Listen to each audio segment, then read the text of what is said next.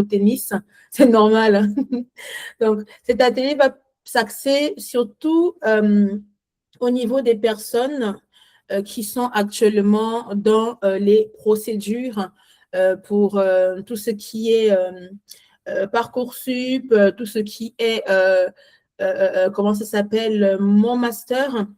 N'hésitez pas à pouvoir préparer vos questions parce qu'un CV qui est envoyé pour un job étudiant n'est pas le même CV qui est envoyé pour mon master ou pour Parcoursup ou lorsque tu postules pour un BTS ou dans une école. Ce n'est pas le même CV, c'est vraiment un CV totalement différent. Et cet atelier-là est vraiment axé pour ce type de CV-là pour postuler par rapport à tes études. Donc, avant de commencer,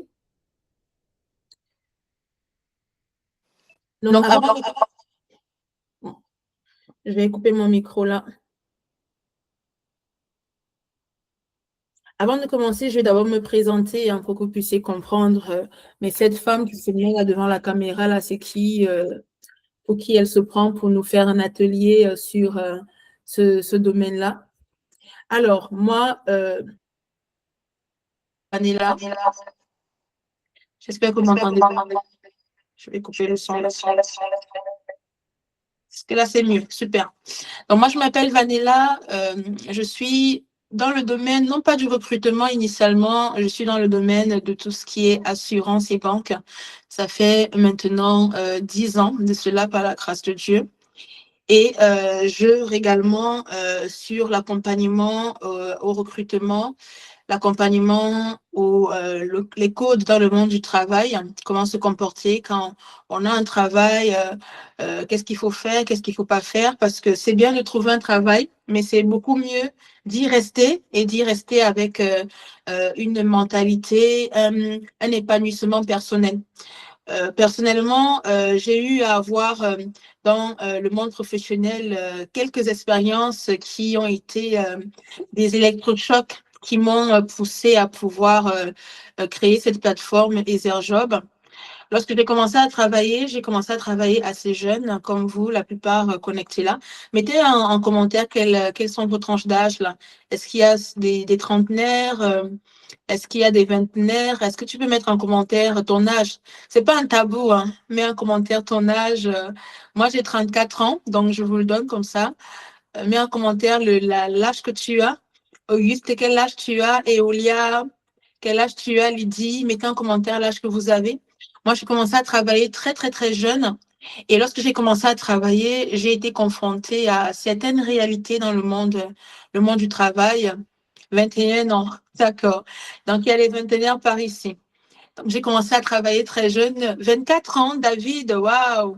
Il y a beaucoup de vingtenaires là. Hein. Lydie, 21 ans. Moi, j'ai 34 ans, donc j'ai 10 ans de plus que toi, David. On n'est pas très loin, ça va. 10 ans, c'est rien, ça. 28 ans et plus. Lydie, elle a 28 ans et plus. D'accord, on accepte le plus. Auguste, 23 ans. Gloire à Dieu, gloire à Dieu. Donc, vous voyez, moi, quand j'ai commencé à travailler, j'avais les âges d'Auguste, 22 ans. Et donc, je suis rentrée dans le monde de l'emploi avec une certaine manière de réfléchir et arrivée dans le monde de l'emploi, je me suis rendu compte que je n'avais pas du tout la bonne manière de fonctionner.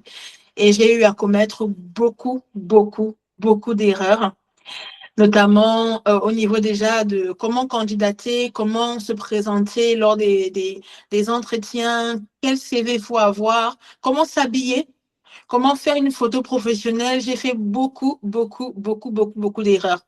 Et arriver dans le monde de l'emploi, comme je dis souvent, trouver un travail, c'est bien, mais être épanoui dans le travail, c'est mieux. Parce que moi, personnellement, lorsque j'ai eu à trouver un travail, par la suite, j'ai été en dépression. J'étais en dépression, mais ma dépression s'est passée vraiment crescendo parce qu'au début, je ne comprenais pas que j'étais en dépression. Je me rendais compte que je n'étais pas épanouie au niveau du cursus scolaire où j'avais fait mes études. Donc, j'ai commencé à travailler là-dedans. Je me rendais compte que je n'étais pas épanouie et je pensais que c'était l'entreprise dans laquelle je travaillais qui avait un problème. Donc, j'ai démissionné plusieurs fois, avant de me rendre compte que, en fait, ce n'était pas les entreprises d'abord à travailler, c'était à moi de travailler. Donc, jusqu'au jour où je suis arrivée à la dépression ultime. Et c'est cette dépression ultime-là qui m'a poussée à me poser certaines questions. Et ces questions-là m'ont amené à me dire que, Vanilla, il faut, au-delà de te rendre compte de ces choses-là pour toi, il serait bien que tu puisses créer une plateforme qui va pouvoir aider d'autres personnes, notamment des jeunes, pour pouvoir comprendre comment fonctionne le monde de l'emploi, comment fonctionne le monde éducatif au niveau de l'académie et comment pouvoir être des jeunes épanouis dans le monde professionnel. Donc, c'est là où Ezer Job est né. Ezer, ça veut dire aide en grec. Job, c'est ce que ça veut dire. Donc, du coup, Ezer Job est là, une aide pour pouvoir t'aider dans ton travail.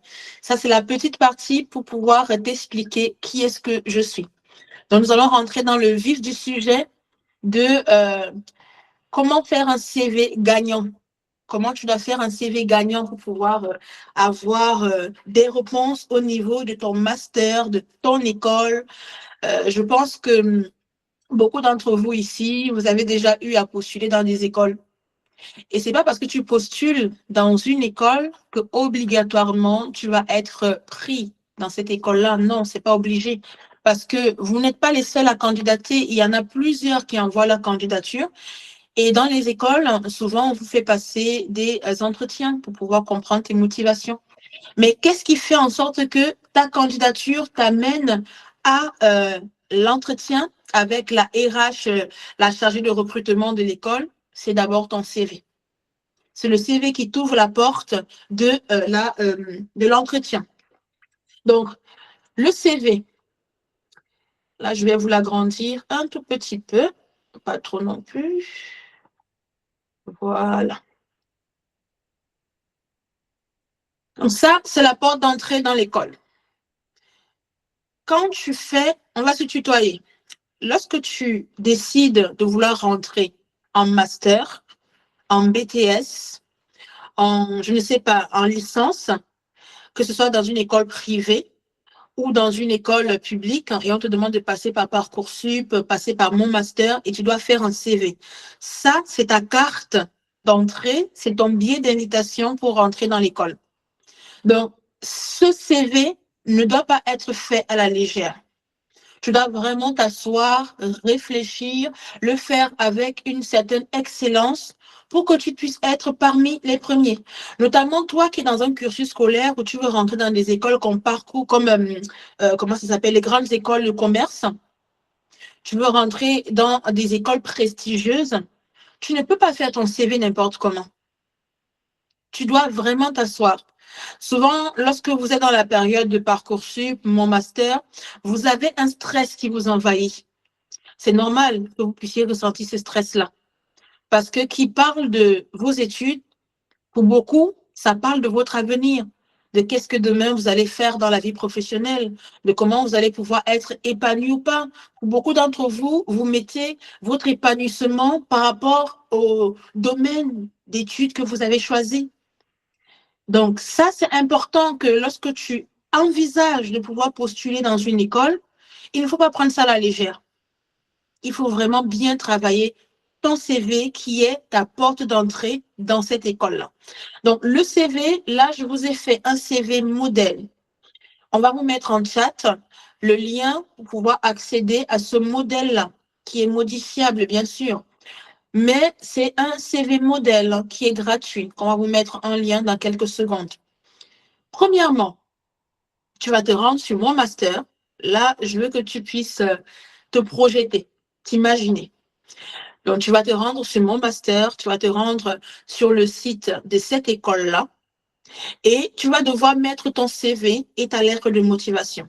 Dans un autre atelier, on parlera de comment faire une lettre de motivation qui est dédiée spécialement à une école pour pouvoir rentrer dans cette école-là. Donc, tu vas mettre ton CV dans le logiciel Mon Master, par exemple.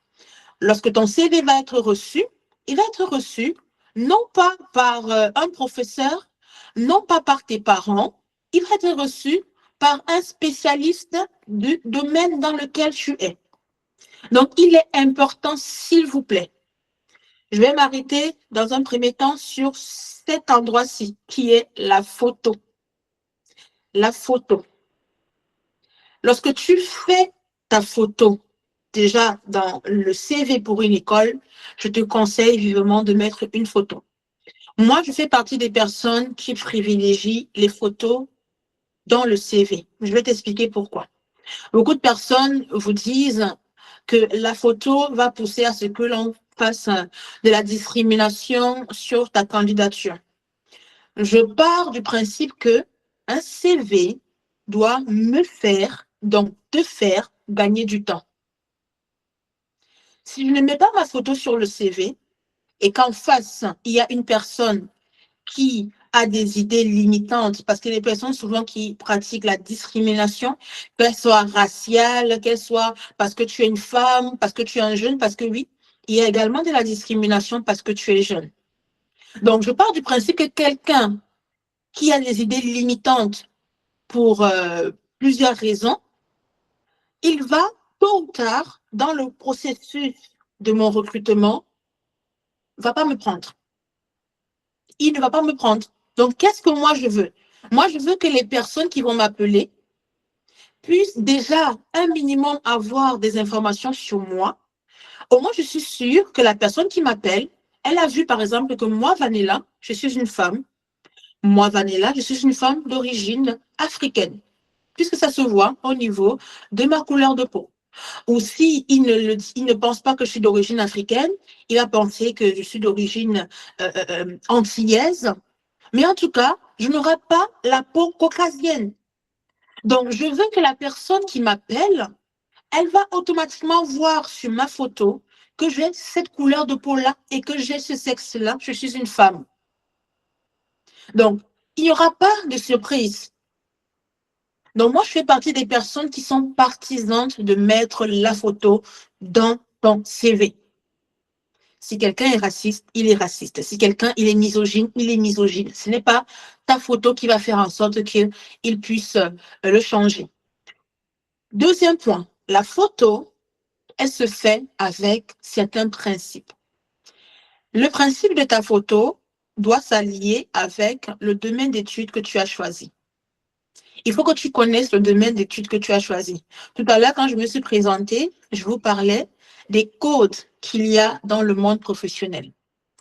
Les codes qu'il y a dans le monde professionnel des avocats, qui est un domaine qui est très conservateur, ce n'est pas le même code ou les mêmes codes qu'il y aura dans un domaine créatif, comme les créateurs de contenu, les flyers ou les publicitaires. Ce ne sont pas les mêmes codes, ce ne sont pas les mêmes valeurs. C'est ce qu'on appelle dans l'entreprise souvent je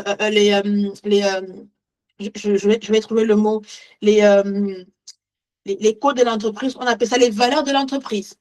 Donc, il faut que tu saches, si tu es dans l'immobilier, par exemple, quelles sont les valeurs dans le domaine immobilier.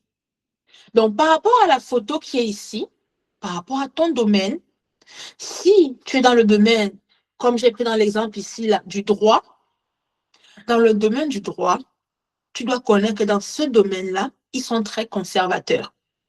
Donc, ta photo, tu ne vas pas me mettre un t-shirt pour ta photo. Si tu veux postuler dans le domaine polytechnique, dans le domaine de juriste, tu ne vas pas me mettre une photo avec un t-shirt. Toi, un garçon, un homme, je te conseille pour la photo de mettre une tenue conventionnelle. Ça veut dire quoi? Cravate, veste, chemise. Cravate, veste, chemise. Domaine conventionnel, domaine traditionnel, comme le droit. Cravate, chemise, veste. Maintenant, au niveau des couleurs, tu vois, aujourd'hui, moi, je suis quelqu'un, de par mon tempérament, j'aime beaucoup les couleurs, mais là, j'ai fait exprès de mettre une couleur noire. Donc, quand tu es dans un domaine créatif, par exemple, tu peux te permettre de mettre des couleurs. Mais quand je dis les couleurs, C'est pas non plus, tu vas mettre le rose pour les femmes, tu vas mettre un rose flashy avec un rouge à lèvres super girly flashy, des cheveux roses, bleus. Oui, tu es dans un domaine créatif, mais c'est pas non plus n'importe quoi. Faut pas oublier qu'on reste quand même dans un domaine du recrutement. Donc, toi qui es dans le domaine conventionnel, pour un homme, garçon, toi qui regarderas cet atelier après la fin de l'atelier, au niveau de la coiffure, il faut bien te coiffer. Il faut te couper bien les cheveux. Il faut faire, si tu as les cheveux longs et que tu mets du gel, il faut bien mettre le gel, là, bien coiffé, bien plaqué. Est-ce que dans le chat, là, quelqu'un a déjà regardé le film Le Loup de Wall Street? Quelqu'un a déjà regardé ce film? Tu peux mettre en commentaire si tu as regardé ce film-là. Voilà, David a déjà regardé Le Loup de Wall Street. Le Loup de Wall Street, je te conseille de le regarder. C'est un homme qui œuvre, qui travaille dans le domaine de tout ce qui est finance, tout ce qui est la bourse, etc. Donc, le domaine financier. C'est le domaine très traditionnaliste. Donc, quand le loup de Wall Street se coiffe, dans le film, comment il est coiffé, c'est vraiment très traditionnel. Hein. Il a la veste, les costumes bien cintrés, la veste, la cravate. Il est vraiment très classe. Parce que cette classe-là va avec le domaine dans lequel il est. Donc, la photo ici, s'il vous plaît, je reçois trop de candidats qui m'envoient des photos. Une fois, j'ai reçu, petite parenthèse, j'ai reçu la photo d'un candidat qui est allé dans le magasin Célio choisir une veste et il a pris sa photo en mode selfie comme ça dans la cabine d'essayage du magasin Célio et il a mis ça sur sa photo de profil, sa photo, pardon, de CV. Mais on le voyait, on a vu le logo de Célio au niveau de la photo derrière. On voyait qu'il était dans une cabine d'essayage et il a mis ça sur son CV. Ça ne fait pas professionnel. Moi, j'avais beaucoup rigolé et jamais il a été pris. Surtout, de nos jours, vous avez des logiciels qui vous permettent de pouvoir flouter le derrière de votre photo. Vous avez des logiciels. Quelqu'un m'a posé une question sur WhatsApp. Est-ce que Vanilla, je peux faire une photo si je n'ai pas de photo, est-ce que je peux générer une photo avec ChatGPT? Moi, je ne suis pas contre ça. Tout à l'heure, en parlant avec une jeune fille, elle me disait que c'est quoi qu'elle me parlait? Si elle est connectée, est-ce que tu peux mettre tu peux nous mettre le logiciel qui permet de prendre des photos qui ne modifient pas trop ton visage? Parce que ChatGPT, moi, je fais les photos sur ChatGPT et c'est vrai que ChatGPT pour modifier un peu ton visage. Mais elle me faisait part d'un logiciel qui ne modifie pas trop le visage. Donc, si tu n'es pas à l'aise à prendre la photo toi-même, tu peux aller avec l'intelligence artificielle faire une photo. Tu vas prendre une photo de toi et tu vas demander à l'intelligence artificielle de mettre, mets-moi une chemise blanche avec un costume, une cravate noire, et il va te mettre une chemise blanche. Cette image-là, par exemple, elle a été générée avec l'intelligence artificielle, l'image qui est sur ce CV-là. Une photo professionnelle. Donc, on retient la photo, pour moi, ça doit me faire gagner du temps. S'il y a un recruteur qui souffre de pensées limitantes, de discrimination, il ne m'appellera pas. Pour terminer sur le volet photo, on prend le schéma où tu dis, bon, Vanella m'a dit de mettre la photo, mais moi, je décide de ne pas mettre la photo parce que j'ai entendu et je reste persuadée qu'il y a de la discrimination lorsqu'on met la photo. D'accord. Projetons-nous un peu plus loin. Tu ne mets pas la photo, ton CV, tu as un nom qui est commun, qui t'appelle, je ne sais pas moi, Vanilla Dupont. D'accord? Tu ne mets pas la photo, Vanilla Dupont, elle fait son CV, il est bien, etc., compétences. Donc, le CV est reçu dans une école ou une université et Vanilla Dupont est appelée au niveau de l'entretien. Quand Vanilla Dupont arrive, parce que Vanilla Dupont, elle est d'origine africaine, mais elle a le nom Dupont qui ne sonne pas africain, qui ne sonne pas étranger, qui sonne typiquement européen, surtout français. Donc, Vanilla Dupont arrive, comme je suis là, à l'entretien. Et le recruteur, quand il va me voir venir, il va dire, mais la Vanilla Dupont, là, Elle fait partie de la case des personnes que je blacklist directement. Donc, toi, tu vas arriver pendant l'entretien, parce que cette personne connaît la loi, elle va te recevoir pendant l'entretien, tu vas dérouler, tu vas t'égosiller. En plus, tu auras passé la nuit à préparer ton entretien et tu arrives pendant l'entretien, tu te présentes bien pour toi, tu as coché toutes les cases. Parce que bien évidemment, tu serais venu en accompagnement avec moi pour pouvoir avoir un atelier, un échange, des entraînements pour pouvoir passer ton entretien. Parce que oui, je fais également cela. Donc, tout s'est bien passé, tu as selon toi coché toutes les cases. Et après, tu reçois un mail te disant que, tu sais, le mail que tu reçois souvent là, tu le sais, non? Tu connais ce mail-là? Où au début, on te flatte, tout est mignon. Et après, on te dit, finalement, malheureusement, votre candidature n'a pas été retenue. C'est ça souvent qui vous cause beaucoup de déprime. Souvent me disent, beaucoup de candidats me disent, Vanilla, j'en ai marre de postuler, j'en ai assez, je n'ai que des refus. Ça te cause tellement, en fait, tu es fatigué de postuler. Au moins, quand tu auras mis ta photo, tu élimines toute personne qui a des pensées limitantes là. Tu les élimines très, très rapidement. Donc, moi, je fais partie de la team photo. Je vais m'arrêter là quelques secondes pour pouvoir regarder une question qui a été posée. Donc, c'est celle de Auguste. Est-ce que pour nous qui souhaitons travailler en finance, nous devons toujours être bien mis, bien présentés dans la rue? Genre, ne plus porter des habits. Oui, oui, oui. Tu dois être bien mis, tu dois t'habiller bien. Maintenant, dans la rue, qu'est-ce que tu dis? C'est pour aller acheter, faire les courses, par exemple?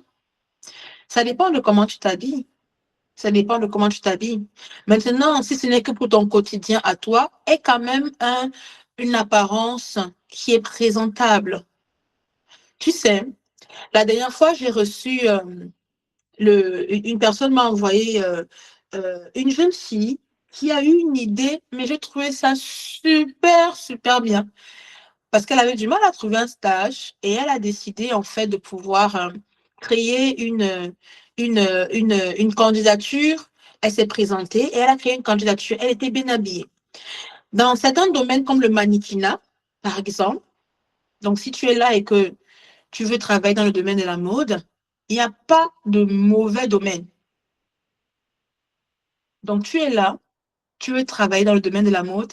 Est-ce que tu sais qu'il y a des mannequins, la plupart qui ont été recrutés, a été dans la rue, son look, sa manière de marcher, en fait, mets-toi dans la peau, toi qui es dans la finance, mets-toi dans la peau de ce financier. Projette-toi déjà. N'attends pas déjà d'avoir le stage, l'alternance, l'école avant de commencer à te comporter comme un futur financier. Tu es déjà financier. Tu es déjà avocat. Tu es déjà ingénieur. Tu es déjà, mets tout ce que tu veux là, agent immobilier. Donc, quand tu marches dans la rue, là, tu ne marches pas comme un étudiant. Non, non, non. Tu es déjà médecin. Tu n'as pas encore fini ton doctorat, mais tu es déjà doctorant. Tu commences déjà à te comporter comme le professionnel que tu aimerais avoir. Donc, les mannequins qui sont recrutés dans la rue, généralement, c'est leur démarche qui attire. La manière de s'habiller, ça attire en fait. Ce n'est pas parce que tu vas avoir le poste que tu vas commencer à être ce professionnel-là, non. Tu es déjà. Donc, oui, moi, je te conseillerais, Auguste, dans la finance, achète les chemises.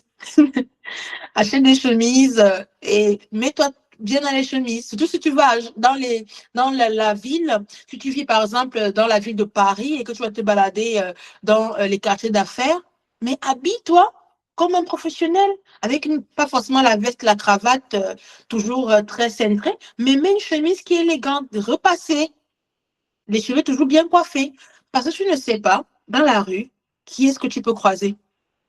Tu peux croiser un chef d'entreprise dans la rue, hein, et avec qui vous allez converser et tu vas lui faire part que, en fait, tu recherches un stage pour tes études dans la finance et voilà comment il va te regarder des pieds à la tête ou de la tête aux pieds.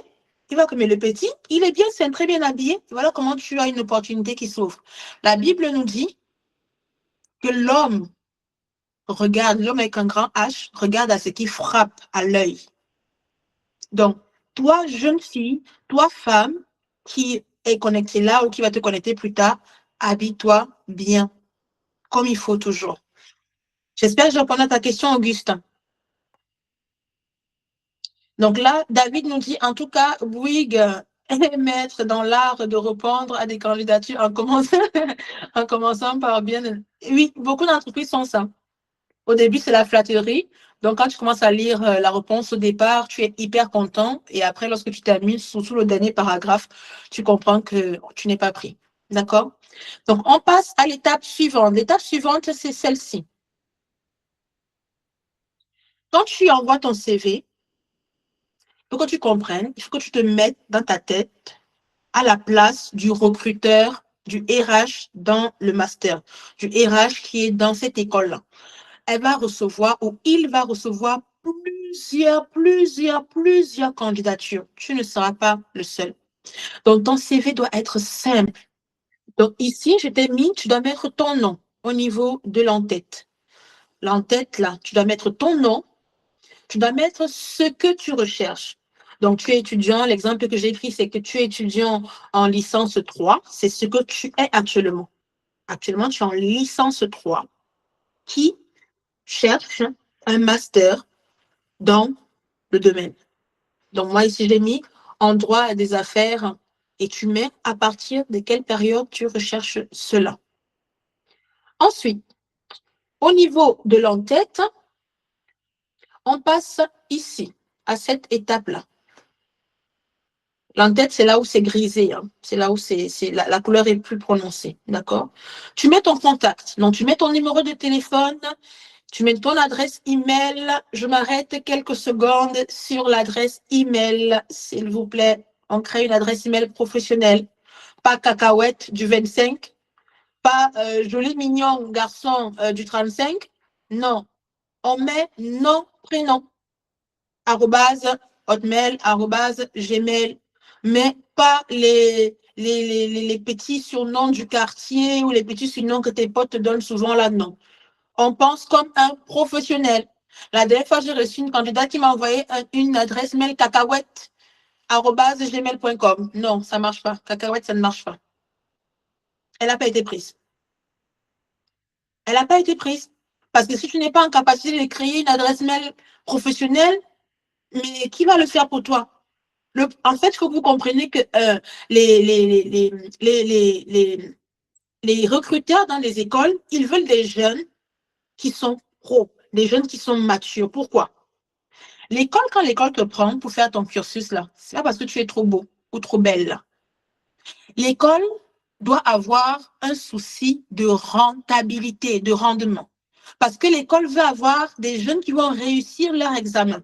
Parce qu'il faut que vous sachiez que chaque année, les masters, les licences, les BTS, les écoles vont, lorsque les examens seront terminés, ils vont avoir en fait un reporting des élèves qui ont réussi l'examen. C'est comme ça qu'ils vont pouvoir dire que moi, école Job Consulting, j'ai pris dans mon école cette année scolaire-là 30 élèves, et il y en a 29 qui ont réussi. Mais comment ils vont faire pour savoir à peu près les profils des candidats qui sont potentiellement des vainqueurs? C'est déjà les petits détails comme l'adresse mail. Parce que quelqu'un qui envoie une adresse mail qui est familière, c'est un jeune qui n'est pas posé, qui n'est pas discipliné. Voilà comment les professionnels réfléchissent. Un professionnel ne réfléchit pas comme ton parent. Un professionnel ne réfléchit pas comme tes frères et sœurs. Il réfléchit comme un professionnel.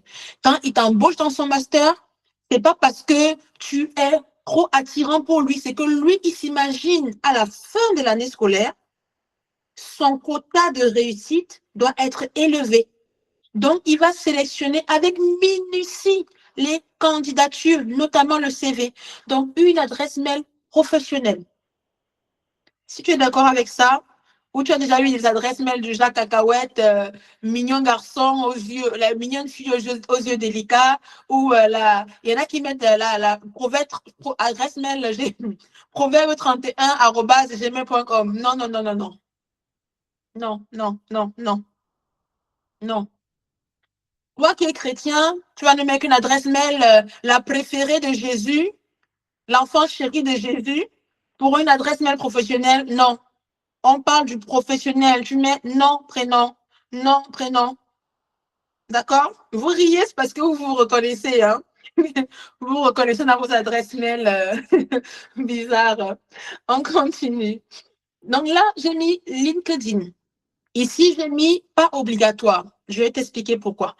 Si ton compte LinkedIn n'est pas pro, je t'en supplie, ne le mets pas. Je le redis. Mets-le en commentaire. Mets-le pendant que je suis en train de le dire.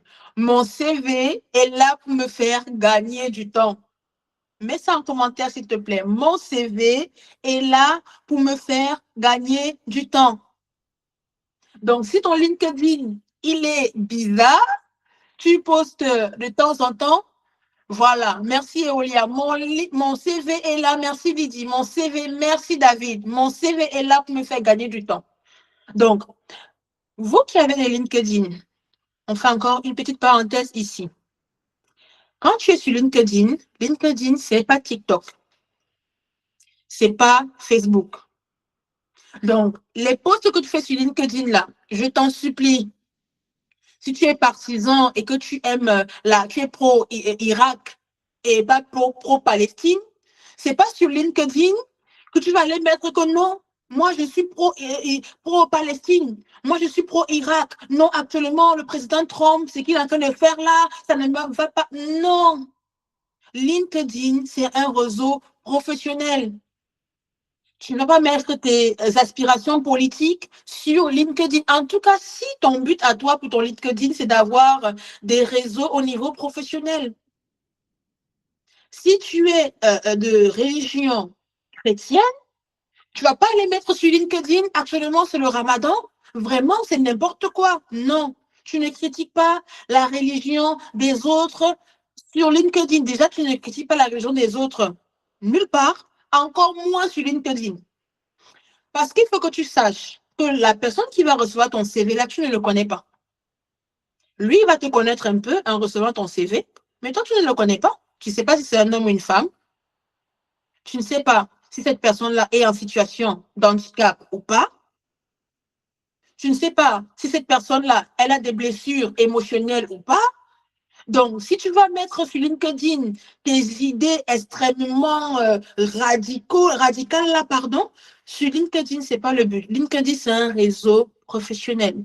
Donc, même sur LinkedIn, les personnes que tu suis sur LinkedIn, petite astuce, la plupart des personnes doivent être dans le domaine dans lequel tu veux. LinkedIn, c'est un réseau un réseau pour créer du réseau. Voilà, c'est le terme. C'est un réseau pour créer du réseau. D'accord? Donc, on réfléchit, comme j'ai dit tout à l'heure, comme un professionnel. Je suis déjà un professionnel. Je vais sur LinkedIn, je suis dans le domaine de l'immobilier. Qui est-ce que je suis sur LinkedIn dans le domaine de l'immobilier? Est-ce que toi qui veux être dans le domaine de l'immobilier, tu connais les grands patrons dans l'immobilier? Toi qui veux être dans le domaine de la finance, là, Auguste, est-ce que tu connais des grands patrons dans le domaine de la finance? La dernière fois, j'ai eu à cocher une jeune fille qui voulait être dans la data. Donc, je suis en train de parler avec elle. Je lui pose la question, mais pourquoi tu es dans la data? Elle me dit, parce qu'il y a beaucoup d'argent là-bas. Je dis, bad. Non, ça, c'est interdit. Ça, c'est une réponse non.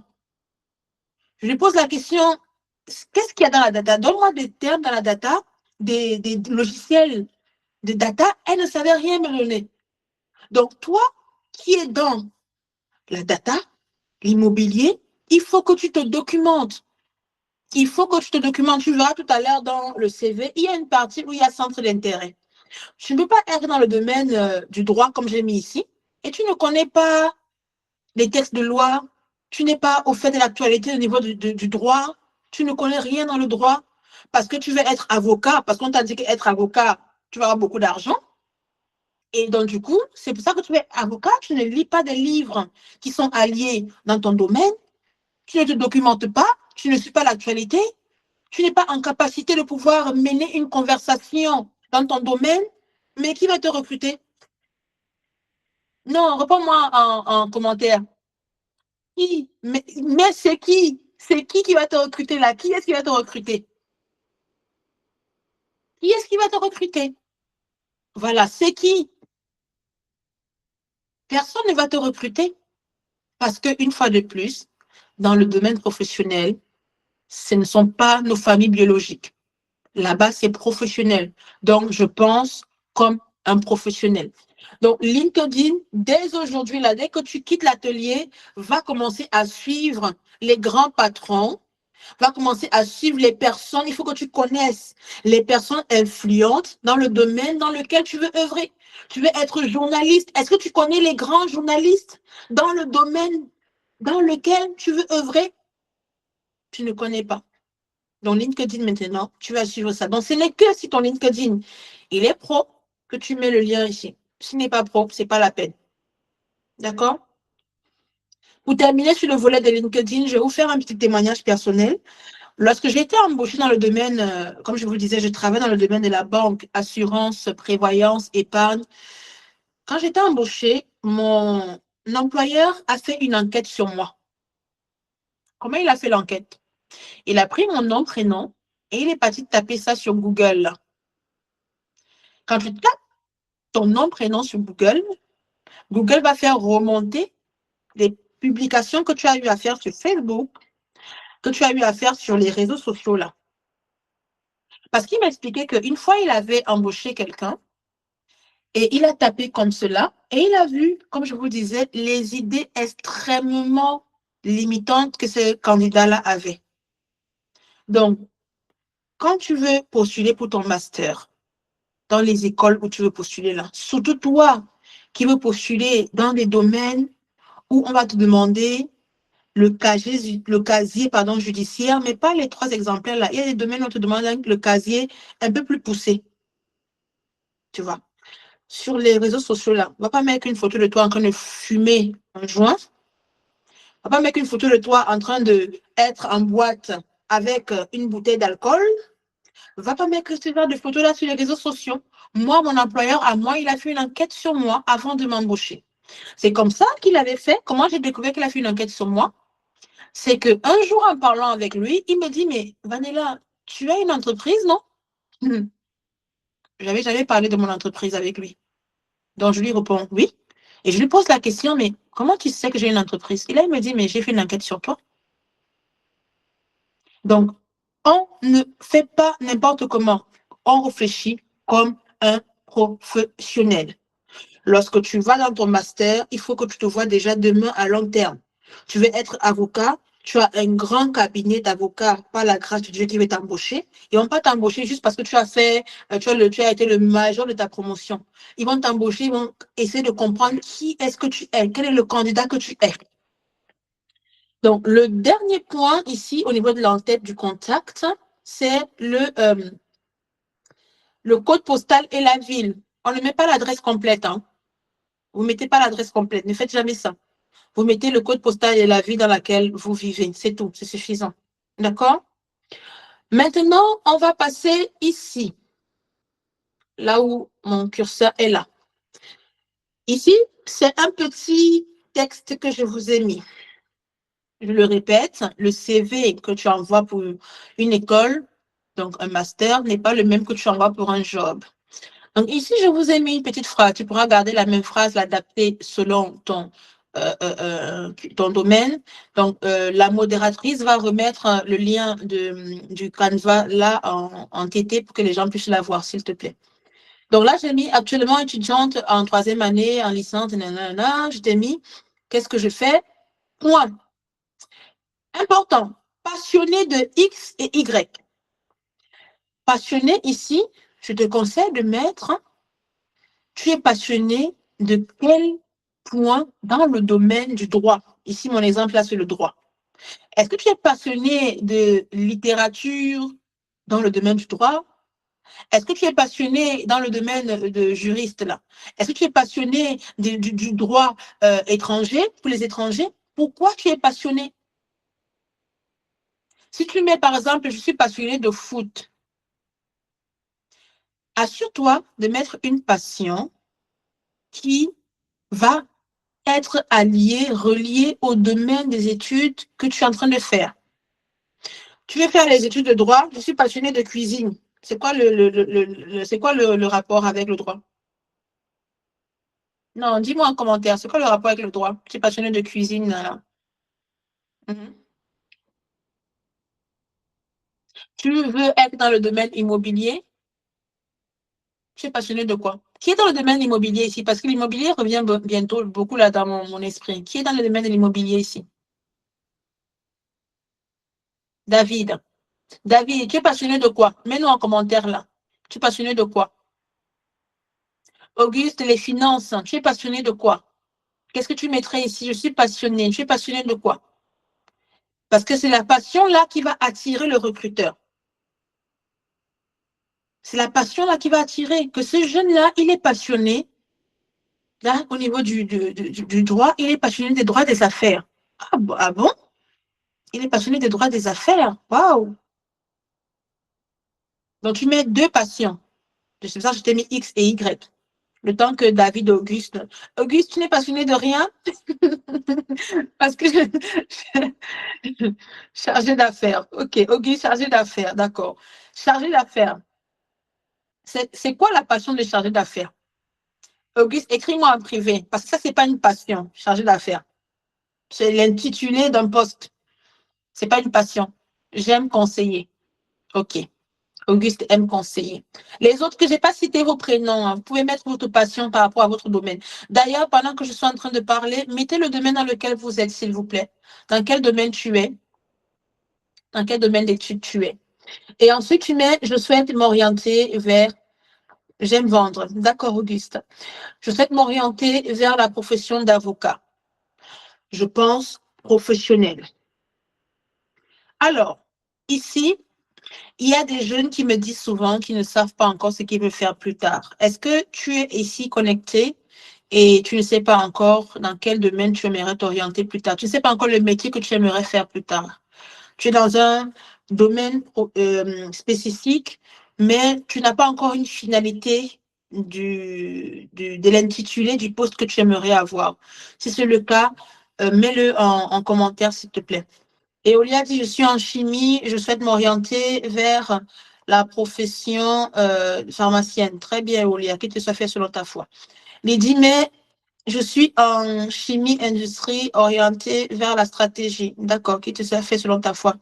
Lydie. Sarah, oui, oui à quoi? On fait des phrases, s'il vous plaît. On pense comme un professionnel. Quand on sera connecté sur Zoom dans l'entreprise, on ne met pas juste oui, on met une phrase. On pense comme un professionnel. Donc, par la suite, le temps que Sarah lui mette à quoi ça correspond son oui, tu mets dans mon temps libre, j'aime lire et pratiquer du sport. Je vais faire le contrôle en gestion, m'orienter vers l'immobilier, ma passion. Analyse très, très, très bien, David. Analyse des chiffres et des écarts. Très, très, très bien. Donc, ici, au niveau de la suite de la phrase, tu mets dans mon temps libre. Pourquoi dans mon temps libre? C'est important que le recruteur du master voit que vous êtes des jeunes équilibrés. Je ne pense pas que tu passes toute ta journée de minuit à 23 heures, pile, seulement la tête dans les études. Si tu es connecté là, ou si tu te connectes plus tard à cet atelier-là et que tu es la tête tout le temps dans les études, tu vas être en dépression. Oui, tu vas être en dépression. Et c'est en connaissance de cause que je te le dis. Quand je te parlais de ma phase dépressive dans laquelle j'étais passée, c'est parce que j'avais mis mon travail au-dessus et focalisé. Il n'y avait que ça dans ma tête. Donc, si toi, tu es un jeune, tu es une femme, un homme qui veut faire ton master, tu veux te reconvertir et tu n'es focus que dans ça, tu vas être en dépression. Voilà pourquoi ici, je t'ai mis l'importance de mettre ce que tu aimes. Tu aimes lire, tu aimes pratiquer du sport, toujours en lien avec ton domaine. J'apprécie également rencontrer de nouvelles personnes, échanger. Ça, c'est important. La curiosité. Toi qui es dans le domaine relationnel, tu ne peux pas mettre ici dans un domaine, par exemple, Auguste, tu disais que tu aimes conseiller. C'est hors des questions de mettre ici, j'aime rester dans mon coin. Je suis quelqu'un plutôt solitaire. Moi, j'aime la solitude. Tu mets pas ça ici. Un domaine relationnel, tu mets pas ici, là, j'aime rester. Tu veux être dans l'immobilier comme David. Tu mets, bon, moi, je suis très timide, j'aime rester dans mon coin. Non, c'est pas possible. C'est pas possible. C'est pas possible. Donc ici, on ne se tire pas une balle. Dans ce petit paragraphe-là, on met quelque chose qui va nous valoriser. Ça va nous valoriser. Donc, Sarah nous a répondu. La modératrice, elle est très efficace. Hein? Bravo, modératrice. Donc, Sarah nous a répondu. Moi, je ne sais pas encore, d'accord, oui? Ok, d'accord. D'accord. Pour ceux qui ne savent pas comme Sarah, vous pourrez m'envoyer un message en privé et ça, on va pouvoir en parler en privé parce que ça, c'est votre vie un peu plus personnelle. Est-ce que déjà l'entête là, c'est bon pour vous? Si c'est bon, mettez des pouces, des pouces, des pouces, des pouces, des pouces, des pouces, des pouces, des cœurs, des pouces, des cœurs, des pouces, des cœurs. Si c'est bon l'entête. S'il y a une question sur l'entête, je m'arrête quelques secondes pour y répondre. Donc, est-ce qu'il y a des questions sur l'entête? S'il n'y en a pas, on continue. Oui, David, question. Tu Ok, peux ouvrir ton micro, David. d'accord. Pour nous qui faisons On la ne t'entend science, pas. vous m'entendez là? On ne t'entend pas. Bon, du coup, écris alors. Ouais, je vais écrire, c'est mieux. D'accord, écris s'il te plaît, merci. Le temps que David écrit, ceux qui sont en train de noter, j'espère que tu es en train de noter. Hein. Sinon, il y aura le replay de l'atelier, tu pourras te reconnecter. D'accord? Vous voyez, le CV là, il est simple. Hein. Le CV là, il est simple. Parce que ce CV, il est adapté à ce domaine-là. Si tu es dans un domaine un peu plus créatif, tu peux faire un CV pardon, un peu plus créatif par rapport à ton domaine. Si c'est un domaine vraiment très conventionnel, tu fais un CV simple, simple. Parce que la personne qui va recevoir ton CV, elle n'aura pas le temps à perdre. Donc, tu fais un CV très, très, très, très simple. Donc, le temps que David écrit, donc, on va passer aux expériences professionnelles. Et on va revenir à la question de David dans quelques secondes. Expérience professionnelle. Beaucoup d'entre vous, notamment ceux de la vingtaine, tu n'as pas beaucoup d'expérience. Et j'en ai souvent qui me disent, Vanilla, je n'ai pas beaucoup d'expérience. Comment je fais pour pouvoir alimenter mon CV? Le premier point que je tiens à t'alerter, on ne ment, mais alors jamais, jamais dans le CV. Tu es en train de te tirer une balle et on va se rendre compte que tu mens. Parce que c'est bizarrement là où tu auras menti, là, qu'on va te poser des questions. Donc, si tu n'as pas des expériences, dans cette partie-là, on passe maintenant à la partie expérience professionnelle. Je vais te montrer, même avec les expériences minimes que tu as, comment pouvoir agrémenter ça pour que ça fasse quelque chose de plus efficace. David, ta question, elle est prête? Non? Ok. Donc, tu écris, on va revenir à ta question à la fin. D'accord? Donc, ici, au niveau des expériences, donc là, le stage. Donc, tu mets le stage important, important, important. Tu mets la durée. La durée que tu as eu à avoir dans cette expérience-là. La durée, c'est important parce que ça montre combien de temps tu es resté dans l'entreprise, parce que la durée pendant laquelle pardon, tu restes dans l'entreprise, permet de voir si tu as pu toucher plus ou moins à plusieurs choses ou pas. Donc, tu mets la durée. Tu mets ici en bas le nom du cabinet, le nom de l'entreprise dans laquelle tu as fait le stage. Tu mets le mois commencé, le mois terminé et les années. Important. Ici, au niveau du déroulé, tu décris un tout petit peu les tâches que tu as eu à faire. C'est important pour que l'on puisse voir en fait à quoi tu as eu à toucher. Donc, tu mets ici. Si tu as été dans un cabinet, imaginons dans mon exemple ici, tu étais dans une entreprise où il n'y avait pas beaucoup de personnes, mets-le. Pourquoi? Parce que quand tu es dans une entreprise où il n'y a pas beaucoup d'effectifs, tu auras la grâce de pouvoir toucher à plusieurs choses. Donc, c'est important de mettre ici le nombre d'effectifs que tu as eu dans l'entreprise. Si tu as un effectif qui est réduit, tu peux le mettre.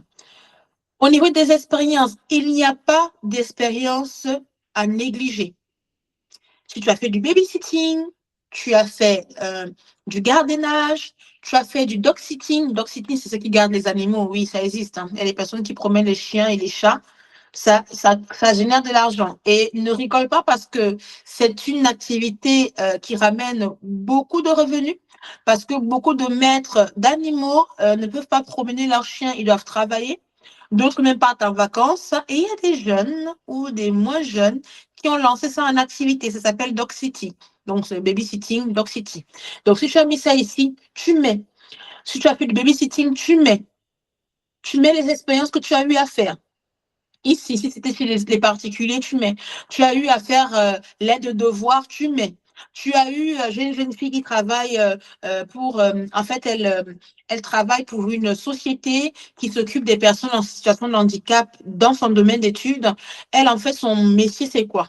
Les cours qu'elle a eu à écrire pendant les classes, elle va mettre ça dans une plateforme et les personnes en situation de handicap vont prendre ces cours-là et elle pourra, s'ils ont besoin de réponses, pouvoir répondre à la question. Donc ça, tu mets. Tout ce que tu as eu à faire, tu le mets ici. Donc tu vois que même si c'était du bénévolat, il faut le mettre là. Petit point, tu es à l'église. Parce que dans le chat là, il y a des personnes qui sont dans des associations à but non lucratif, comme l'église. Tu es à la mosquée. À la mosquée, tu as une tâche à la mosquée. Tu es dans une association d'aide aux jeunes pour la distribution de la nourriture. Donc, tu as eu à faire des activités dans cette association-là. Il faut le mettre. Dans l'association, on t'a donné la responsabilité de t'occuper de l'entretien des locaux de l'association. Il faut le mettre. Ça montre un jeune qui est combatif, courageux. Ça montre un jeune qui ne se laisse pas abattre, un jeune qui sait se débrouiller. Si tu as eu dans l'association, on t'a donné la tâche de nettoyer les sanitaires, il faut le mettre. Il faut le mettre. Il n'y a pas de saut métier. Donc, tu comprends que pour ceux qui me disent parfois qu'ils n'ont pas d'expérience, tu peux le mettre ici.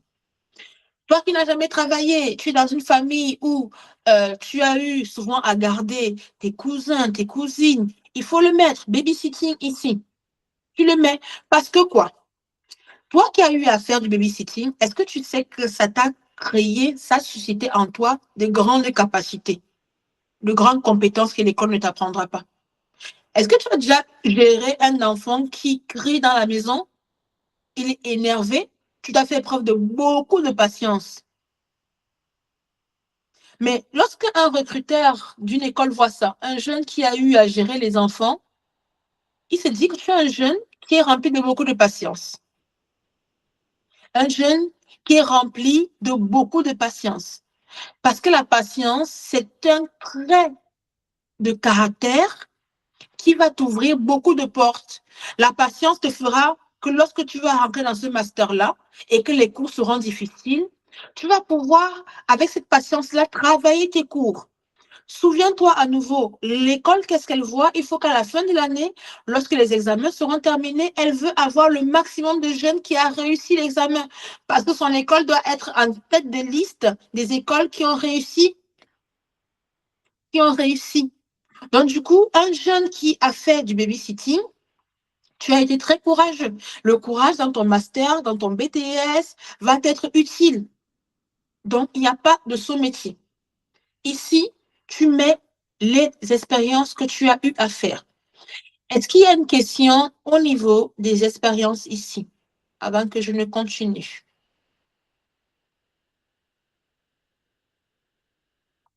Est-ce que ça a été clair pour vous? Oui, Auguste. Tu as une question? Euh, Vous m'entendez? On ne t'entend pas aussi, donc il faut écrire. Je... Là, écris seulement, s'il te plaît. Pour les autres, est-ce que c'est clair? Si c'est clair, mettez des pouces, s'il vous plaît. Si la partie expérience est claire pour vous, mettez des pouces. Toi, tu l'entends, mais moi, je ne l'entends pas, David. Ok, David l'entend, moi, je ne l'entends pas. Écris, s'il te plaît, alors. Moi, je ne les entends pas.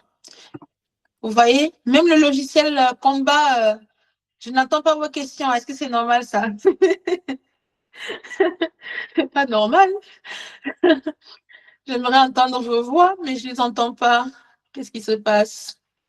Bon, ce n'est pas grave. On ne va pas s'arrêter aux aléas. On va fonctionner avec ce qui fonctionne. OK. Donc là, c'est clair. Le temps qu'Auguste écrit ses questions, je vais continuer le reste de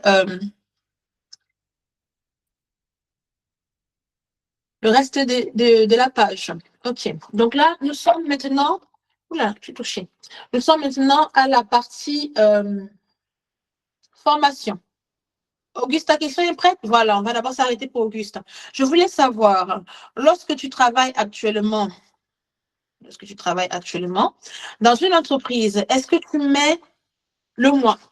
Lorsque tu travailles dans une entreprise, tu mets, imaginons que tu as commencé à travailler au mois de janvier, tu mets de janvier 2026-aujourd'hui. C'est comme ça que tu mets. Donc, je répète, tu mets de janvier 2025-aujourd'hui. C'est bon pour toi? Super. D'ailleurs, merci à David et Auguste. OK. Je vais répondre à la question de David. David, tu as écrit un papyrus là? On va répondre à ta question alors. Alors, David nous dit, pour nous qui sommes en licence 3 gestion et qui voulons continuer dans un master lorsqu'il y a beaucoup de spécialités, OK, n'est-ce pas mieux de mettre un exemple de thème général?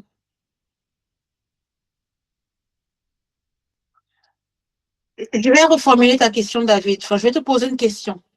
Quand tu vas te connecter sur mon master là, on est d'accord que tu vas postuler par spécialité? Oui ou non? Si tu postules pour master dans une école pour le master en RH, tu vas postuler pour RH. Quand tu vas vouloir postuler pour un master en CGAO, tu vas postuler ce master-là? Oui ou non?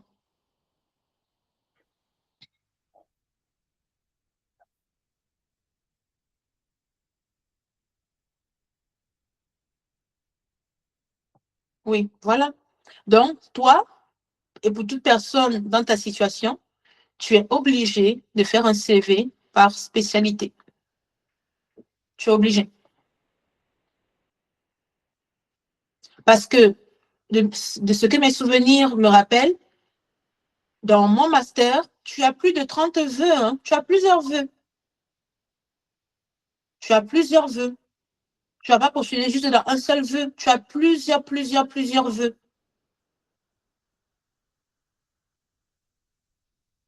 Donc, tu as le vœu RH, tu as le vœu finance, tu as le vœu... tu as plusieurs vœux. Donc, tu vas faire les CV selon tes vœux. Est-ce que c'est clair pour toi, David?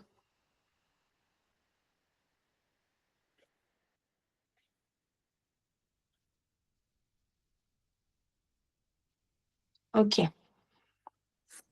On passe aux formations. Ça, c'est la partie un peu plus piquante. Formation. Donc, dans formation, tu mets ici, formation, tu mets la licence dans laquelle tu es actuellement, le cursus scolaire dans lequel tu es actuellement. Important. Tu remarqueras que ici, je t'ai mis, je vais agrandir la page.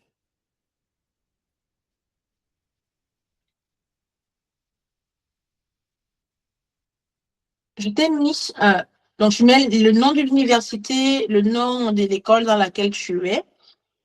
Ici, je t'ai mis matière principale. Dans chaque cursus, donc tu veux être un master de droit, il y a une matière importante dans ce domaine-là. Tu dois mettre cette matière-là. Mais comment tu dois la mettre? Tu dois la mettre avec la note que tu as eue au dernier semestre. Donc, tu veux par exemple aller dans le domaine de l'immobilier, master immobilier, tu dois mettre la matière principale qui prime dans ce domaine-là. Et tu dois mettre la note que tu as eue. Donc, voilà pourquoi je dis souvent aux étudiants que quand tu es étudiant, il faut avoir la vision de tes études.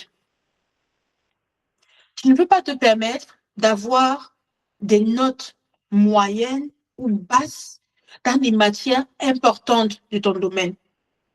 Parce que ce sont ces matières-là qui vont faire en sorte que l'on te recrute, oui ou non.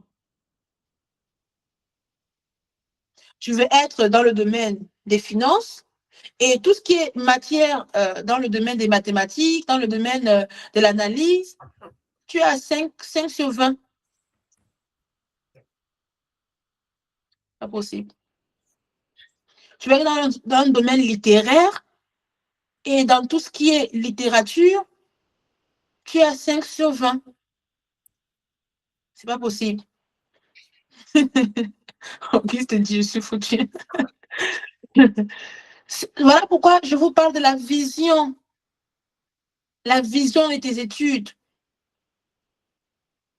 Là, en fait, quand tu es étudiant, tu es en train de bâtir, tu mets les briques quand tu es en train de réviser tes cours là, pour ne pas rentrer dans la flemme de réviser les cours.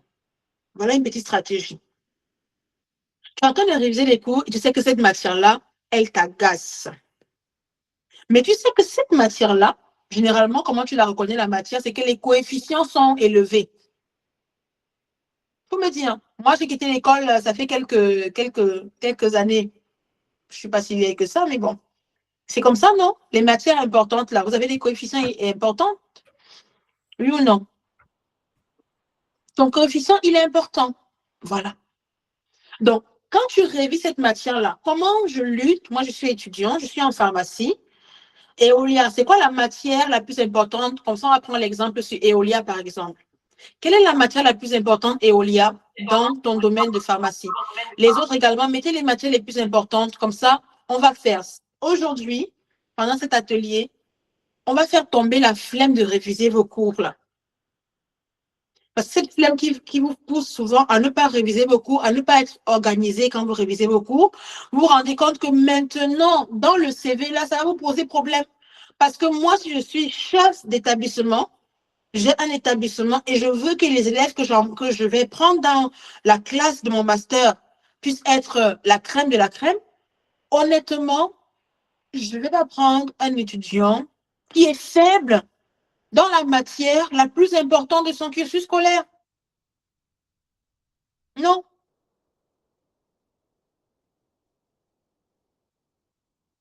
Donc, quelles sont vos matières importantes?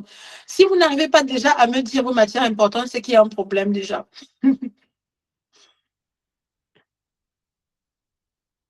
Donc, Eolia nous dit chimie organique pour la licence en chimie. Voilà. Donc, prenons l'exemple de Eolia qui est connectée là. Donc, Eolia est connectée et elle doit faire un master dans la chimie. Dans la chimie. Le recruteur va regarder quelles sont les notes que Eolia a dans ce domaine-là, la chimie organique là. Donc, Eolia, quand elle se projette pour réviser ses cours, elle doit faire tout pour avoir des bonnes notes dans ce domaine-là. Elle doit tout faire. Donc, pour ça, en tant qu'étudiant, tu vas devoir avoir une organisation qui ne laisse aucune place à la distraction, à outrance. Il y a la bonne distraction, il y a la mauvaise distraction. Même la distraction où tu te reposes, où tu te fais plaisir, tu regardes un film, tu vas boire un verre avec tes amis, etc., ne doit pas être plus importante que la partie pour réviser la chimie organique. Ça ne peut pas être plus important parce que ici, là, maintenant, là, il va falloir que tu mettes la note de ta chimie organique. Là. Voilà, toi, maintenant, en chimie organique, Ce n'est pas le cas d'Eolia. Et voilà, toi maintenant en chimie organique, tu as 5 sur 20. Et tu veux être dans le domaine de la pharmacie. Mais comment tu vas faire? David, il dit, moi, c'est le contrôle de gestion et audit organisationnel pour le master audit. Voilà. Donc, David, contrôle de gestion et audit organisationnel. David, il n'a pas la moyenne. Comment il va faire?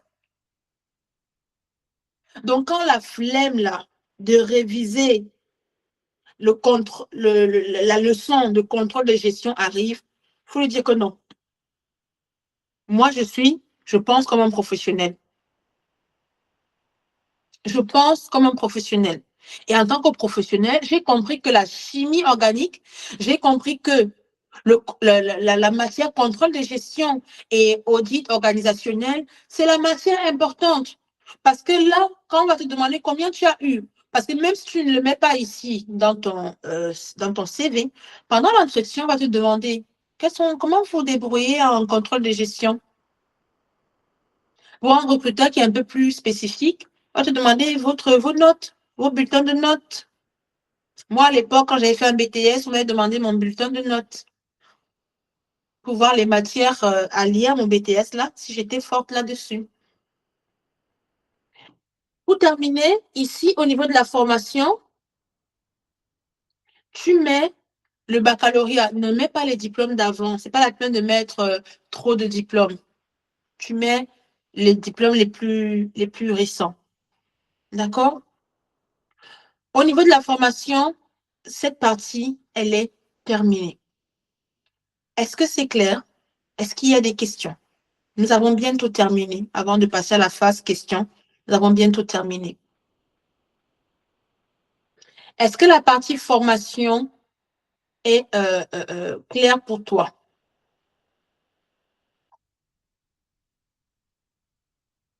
Mets des pouces. Pourquoi je ne vois plus vos réactions?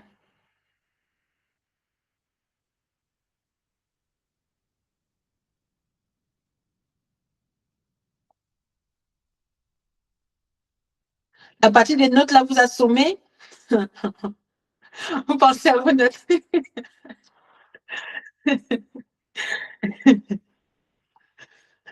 La flemme, il faut que vous compreniez que la flemme vous vole votre avenir professionnel. La flemme vous vole vos opportunités. Toi qui es connecté là ou qui va te connecter plus tard à cet atelier-là, tu veux intégrer une grande école de commerce et tu négliges tes notes. Ça ne va pas marcher. Tu veux rentrer en polytechnique et tu négliges tes notes. Ça ne va pas marcher. Parce qu'il faut que vous compreniez que dans des grandes écoles comme ça, c'est pas parce que tu vas payer les inscriptions que forcément tu vas rentrer. Si tu es là connecté et que tu as des parents qui ont une aisance financière, qui peuvent te payer ces écoles prestigieuses, en tout cas, si ce n'est pas en passant, je n'ai pas envie de dire le terme, si c'est en passant par la voie légale, ce n'est pas juste le côté financier qui va faire en sorte que ton école t'accepte. Non. Ils vont te demander les notes. Ils vont te demander les notes parce qu'une fois de plus, une école veut quoi? La crème de la crème. Donc, la flemme, là, qui te pousse souvent à ne pas réviser tes cours, là, elle te vole ton avenir professionnel. Elle te vole ça. Toi qui es là connecté ou qui va te connecter plus tard, tu te rends compte que de plus en plus, les entreprises ne veulent plus prendre les alternants. Est-ce que tu sais que ton dossier que tu vas envoyer pour une alternance, là, si tu as des bulletins de notes qui sont topissimes, dans ta candidature là, pour trouver l'alternance, là, tu peux glisser des bulletins de notes dedans. Ça, c'est une stratégie qu'on ne vous dira pas sur les réseaux sociaux. Tu envoies ta lettre de motivation, tu envoies ton CV. Pour ceux qui sont en coaching avec moi, je te fais avoir un dossier qui s'appelle un dossier d'éligibilité. Tu peux glisser dedans ton bulletin de notes. Et on va voir que, mais en fait, ce jeune-là, moi, je suis une entreprise, je vois ton bulletin de notes qui est comme ça, là, mais je te prends en alternance. Je te prends en alternance. Donc, au niveau des notes, là, Auguste dit, pour être honnête, je n'ai pas une bonne moyenne pour le master que je vise. Le problème venait du fait que j'étais très mal orientée et pas assez disciplinée. OK. L'école est terminée, Auguste? Réponds-nous. Est-ce que l'école est terminée? Tu es toujours en école, non? Est-ce que les semestres sont terminés? Tu as encore des semestres qui vont arriver, non? L'école est terminée? Donc, tu n'as plus d'école à faire? C'est fini pour toi, l'école?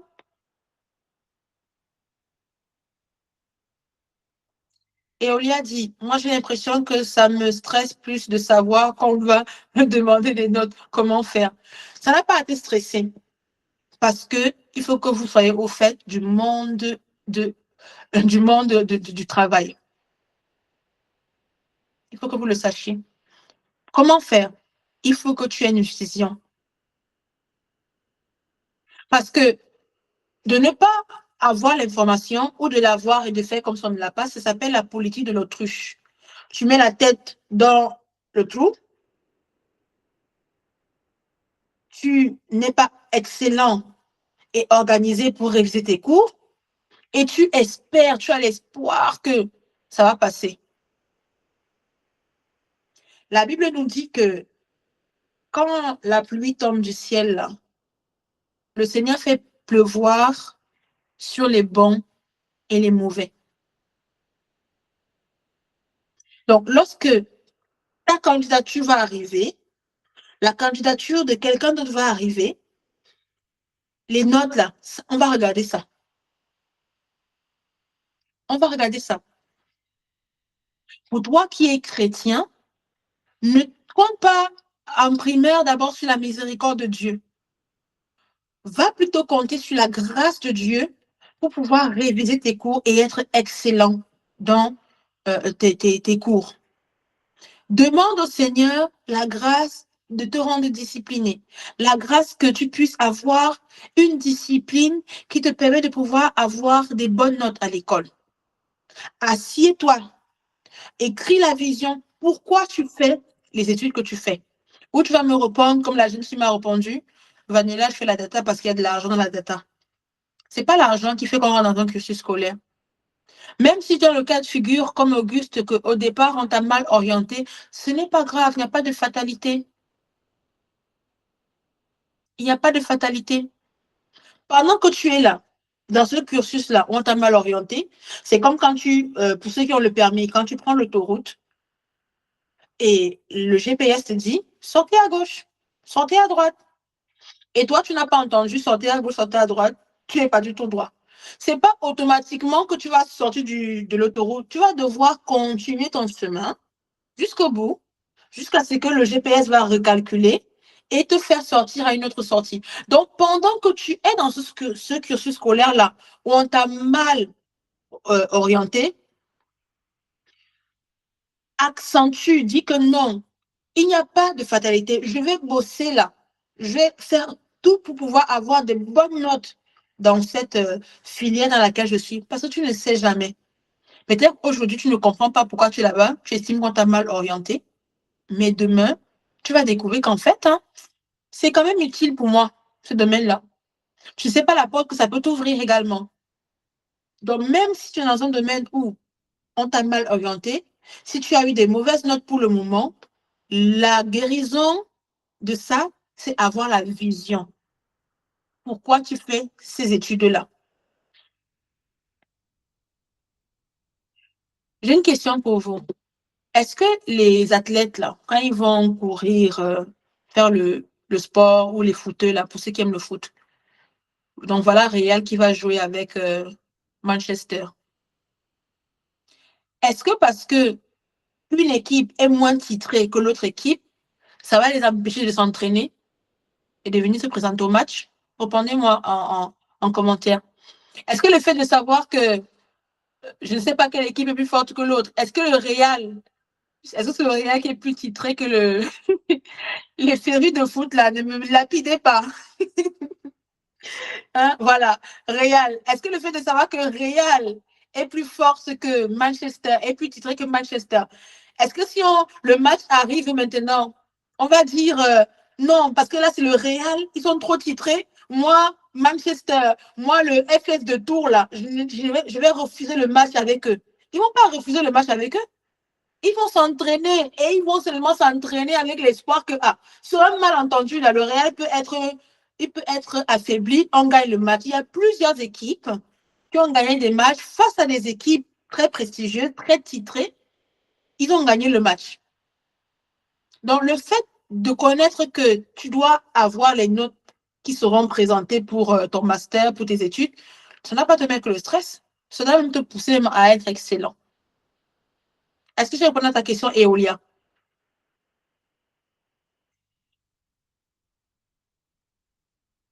David, Vanessa a dit,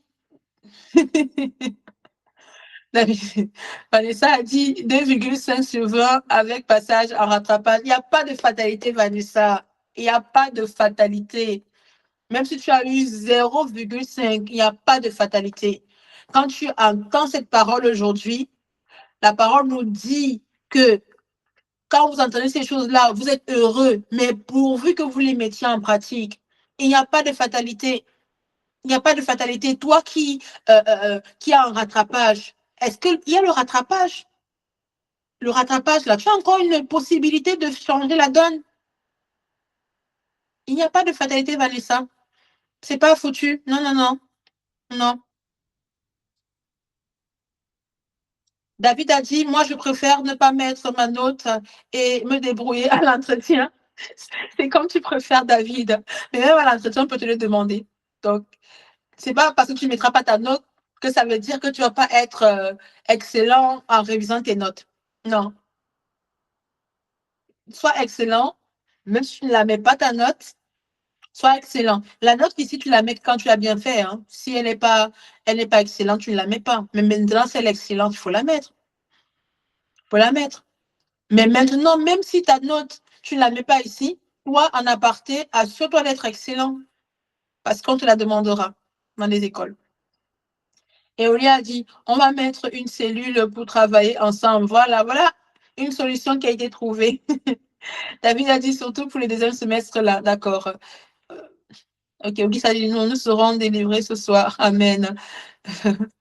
David a dit non, non, non, ça c'est pour le Real. Voilà. Donc la partie des notes là, je sens que ça vous a mis un coup sur la tête. Mais ça ne doit pas vous mettre un coup sur la tête, au contraire. On parle de votre avenir professionnel. Moi, je peux vous aider comme je peux. Vous pouvez rencontrer des personnes sur Internet qui peuvent vous aider comme ils peuvent, mais personne ne va réviser les cours à votre place. Hein. Personne. On peut faire le meilleur CV là, il est excellent, mais personne ne va réviser les cours à votre place. On passe à l'une des dernières étapes de notre atelier, les compétences. Les compétences ici. Anglais. Quand tu mets l'anglais, mets pas l'anglais niveau scolaire, s'il te plaît. Donc, tu vas chercher le niveau A2, B1, B2, C1. Ça, je vous laisse aller sur Internet pour savoir à quoi ça correspond à A2, à quoi ça correspond à B1, à quoi ça correspond. Et tu vas allier par rapport à ce que toi, tu as comme niveau. D'accord? Ensuite, au niveau des compétences ici, on met les compétences qui sont alignées toujours avec le domaine des études que l'on fait. Tu vois? C'est important. Tu mets le domaine, les compétences avec le domaine des études que tu fais. Ça, j'ai une petite astuce. Si tu ne sais pas dans ton domaine quelles sont les compétences qui sont les plus recherchées, il faut t'aider le chat GPT. Tu demandes à ChatGPT dans le domaine du droit, immobilier, chimie, etc. Quelles sont les compétences les plus recherchées? Il va t'aider, ChatGPT. Il faut faire les choses faciles. Il va t'aider. Et quand tu vas regarder ce qu'il te dit, et c'est que toi-même, en toute honnêteté, tu te rends compte de ce que tu as, tu mets au niveau des compétences. Cette partie-là, elle est très rapide parce que ça, c'est aller à vous. La dernière partie, c'est celle des centres d'intérêt. Centre d'intérêt, une fois de plus, c'est toujours allié avec ce que le domaine dans lequel tu es. Tu vois? Si tu pratiques, par exemple, le foot, tu mets en club depuis combien de temps? Si tu pratiques la danse, si tu pratiques l'association, il faut que vous compreniez que à chaque centre d'intérêt, il y a une valeur. Quelqu'un qui fait le chant, c'est quelqu'un qui euh, est à l'aise avec l'apprentissage. C'est quelqu'un qui n'a pas de mal à se tromper, recommencer, tromper, recommencer, tromper, recommencer. Il n'a pas de mal, en fait, avec l'apprentissage, avec le processus de l'apprentissage. Parce que le processus de l'apprentissage, ça demande une certaine humilité, ça demande un certain courage. Donc, tu mets le domaine ici, le centre d'intérêt allié avec le domaine dans lequel tu es. Si tu es dans un domaine et que tes centres d'intérêt n'ont rien à voir avec le domaine que tu vises, il serait temps de commencer à t'intéresser au centre d'intérêt de ton domaine. Il serait temps de commencer à le faire. Et comme ça, tu vas le mettre ici. Tu peux faire des formations gratuites par rapport au centre d'intérêt de ton domaine ici. Tu peux faire des formations ici. Tu peux mettre que mon centre d'intérêt, c'est de faire des formations. Moi, par exemple, mon centre d'intérêt, c'est de regarder des documentaires en fait qui parlent des personnes qui ont bâti des entreprises, comme Ford par exemple, comme, euh, comme Leclerc, comme le créateur, la famille qui a créé Auchan. J'aime regarder en fait ça, comment ils ont pu réfléchir pour pouvoir être performants dans leur domaine professionnel. Voilà mes centres d'intérêt. J'en ai d'autres, mais voilà un par exemple. Donc là, nous avons terminé au niveau du CV. Nous avons terminé par la grâce de Dieu cet atelier par rapport au CV. Là, maintenant, c'est vous qui allez pouvoir parler. Vous allez me dire si vous avez des questions. Je vais voir si je peux. Je vais arrêter le partage. Voilà, super. Est-ce qu'il y a des questions? Nous allons prendre des questions, 10 à 15 minutes de questions avant de se quitter. Est-ce qu'il y a des questions? Il n'y a pas de petites questions, il n'y a pas de questions bêtes, il n'y a que des questions.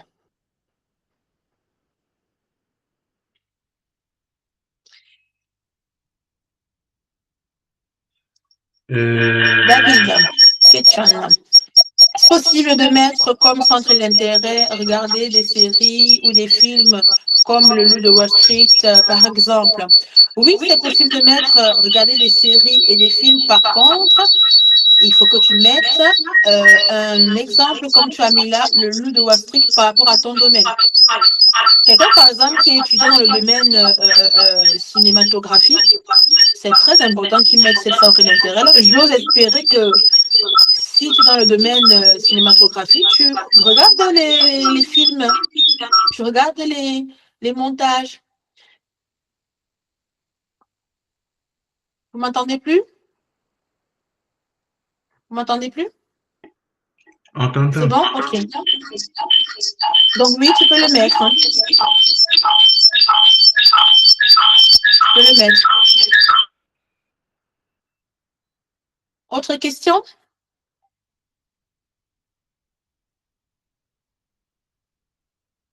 En fait, Moi, je ne vous entends pas, mais vous vous entendez entre vous. Vous m'entendez? C'est moi que vous avez mis sur le bas-côté. Ok, je comprends. Vous m'entendez? Vanessa, est-ce que tu as une question?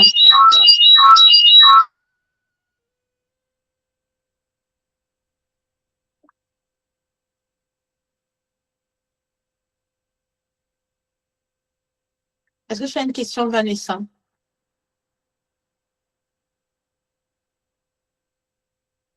Auguste, tu as levé la main, écris ta question, s'il te plaît.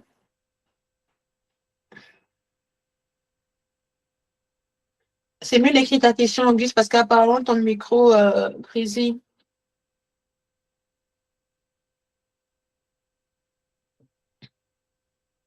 Alors, qui est-ce qui... Je pense que dès que quelqu'un... OK.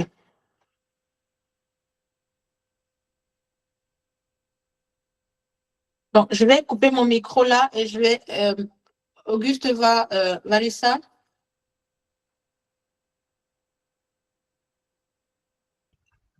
Vous m'entendez?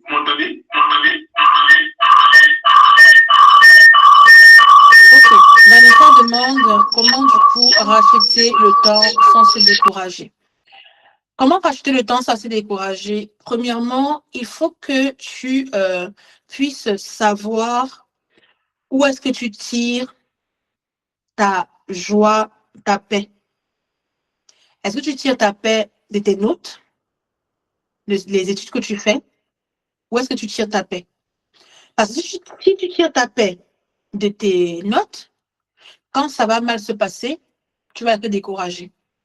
Si tu tires ta paix parce que tu révises tes cours bien ou pas, pour ceux qui ont par exemple une discipline bien cadrée, si vous avez un moment de mou et que vous tirez votre satisfaction de votre discipline, il faut être discipliné, mais ce n'est pas la discipline qui te fait être joyeux, qui te fait être en paix ou pas. Ce n'est pas la discipline.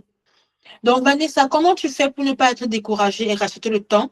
Il faut que tu tires ta source de quelque chose qui est plus fort que tes études. Moi, par exemple, je te refais le témoignage, quand je suis rentrée en dépression, c'est parce que je tirais ma paix de mon travail à ce moment-là. C'est mon travail qui était devenu, en fait, mon Dieu. Quand on travaille, ça s'est passé bien, ben, j'étais contente. Quand on travaille, ça s'est passé mal, ben, je n'étais pas bien. Moi, qu'est-ce qui a fait que je puisse sortir de la dépression? C'est quand j'ai compris que ma source ne venait pas de mon travail.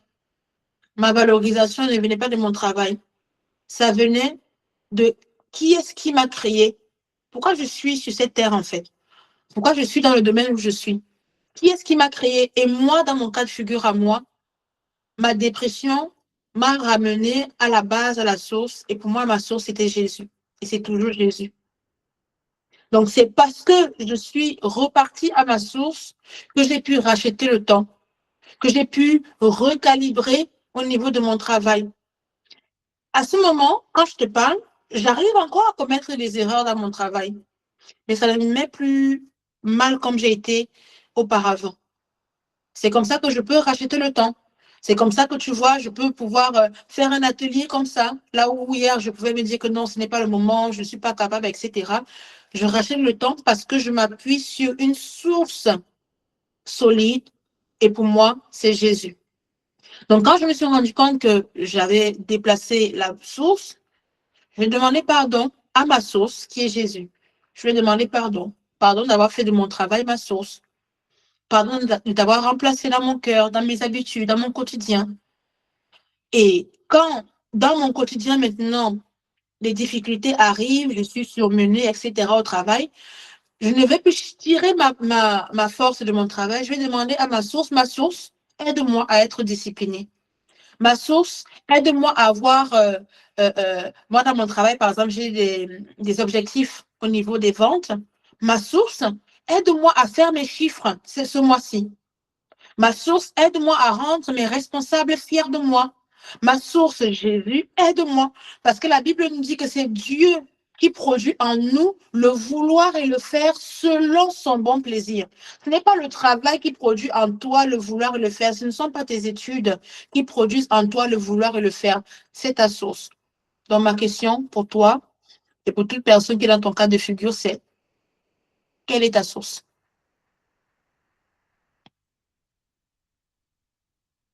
Vanessa, est-ce que j'ai répondu à ta question? Tu peux mettre juste un emoji si je réponds à ta question.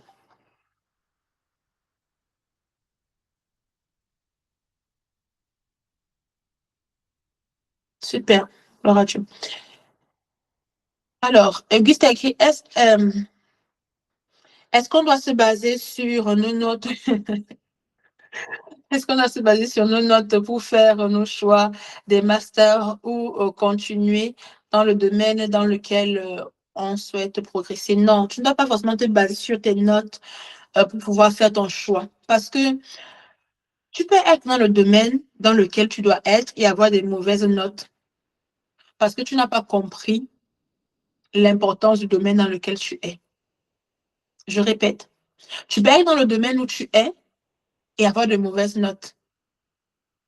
Parce que tu ne t'es pas assis et tu n'as pas écrit la vision de quand tu te vois là, quand tu penses comme un professionnel là, dans le domaine où tu es. À quoi ça te sert d'être dans ce domaine-là? Il y a des personnes aussi qui peuvent avoir des mauvaises notes alors qu'ils sont dans le bon domaine parce qu'ils ne sont pas disciplinés. Parce qu'ils comptent en fait sur leur capacité naturelle.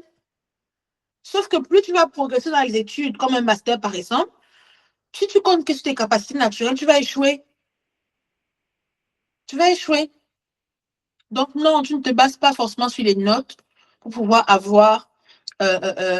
choisir en fait ton domaine. Parce que si tu es comme quelqu'un il y a des personnes qui ne sont pas mauvaises, elles ne sont pas bonnes, elles sont moyennes dans tout. Dans toutes les notes, en fait, elles sont moyennes, elles sont moyennes. Comment cette personne-là, comment elle fait pour choisir? Donc, je le répète, même si tu es dans un domaine où tu estimes que ce n'est pas le domaine qui est fait pour toi, fais tout pour avoir les bonnes notes dedans. 10, déjà, c'est une bonne note, hein? C'est déjà la moyenne.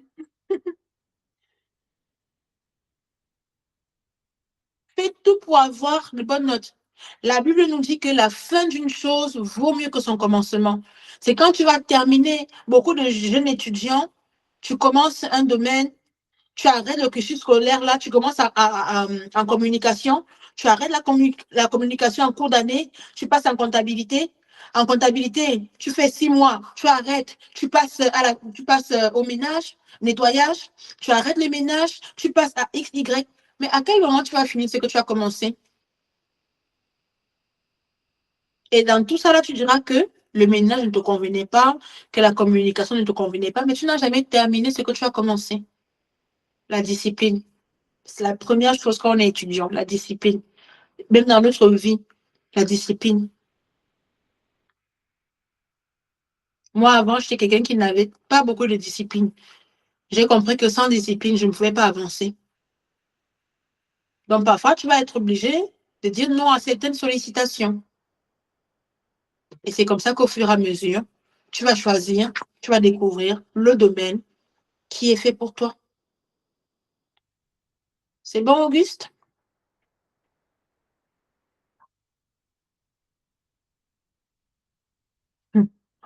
Ah, Seigneur, David.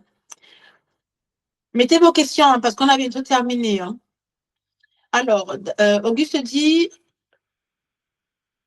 est-ce qu'en réalité, si on était français, étudier serait notre priorité? Je ne comprends pas ta question, Auguste. Parce que s'il n'y a que les Français qui doivent étudier,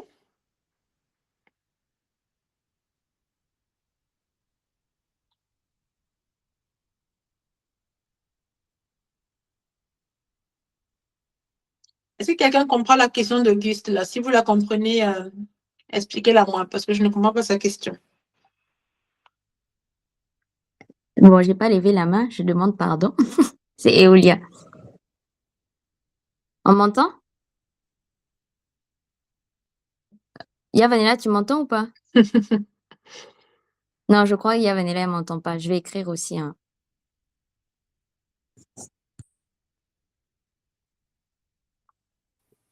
Les études ne sont pas une question de nationalité. Les études sont une question de vision. C'est la vision dans laquelle tu te vois qui doit te pousser à faire des études. Moi, si j'étais français, je n'allais pas étudier, hein. J'allais travailler directement comme beaucoup le font. C'est ta vision. C'est pour ça que je répète que les études sont une question de vision. Quelqu'un qui, dans sa vision, veut avoir certains postes, certaines responsabilités est au courant qu'il va falloir qu'il se forme. Quelqu'un qui, même toi qui parles de l'argent, est-ce que tu sais qu'à un certain niveau académique, il y a des sommes d'argent que tu ne toucheras pas? Tu remarqueras que beaucoup de grands hommes de notre société, si au départ ils ont commencé sans diplôme, dans leur parcours professionnel, ils vont faire des études. Ils vont reprendre les études. Tu vas te rendre compte qu'on te dira que Dangote a passé un master. On te dira que euh, euh, euh, euh, euh, tel président, tel homme d'affaires, tel monsieur a passé tel diplôme. Même s'ils ont déjà dépassé la quarantaine, ils vont repartir en études.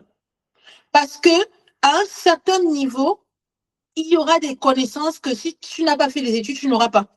Et il y a, toi qui parles d'argent, il y a certaines sommes financières que tu ne toucheras pas. Donc oui, les études dépendent de la vision que tu as de ta vie professionnelle, tout simplement. Est-ce que c'est clair pour vous? Pour toi, surtout Auguste. Gloire à Dieu. Comme il n'y a plus de questions, ça fait combien de temps que nous sommes connectés, modératrice?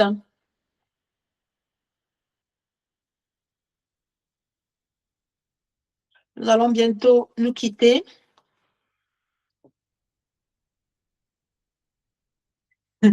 Et des personnes que tu ne pourras pas gérer quand... C'est ça. Il y a des personnes que tu ne pourras pas gérer quand tu n'as pas certains niveaux académiques. Il n'y a pas de secret. Si tu n'as pas... Il y a certains types de sacrifices que tu vas devoir faire pour atteindre certaines choses.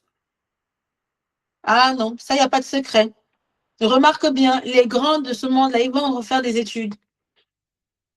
Même pour toi qui es, par exemple, chrétien, tu vas te rendre compte que, par exemple, maman Maud, elle est docteur, mais elle a été docteur à plus de 40 ans. Oui.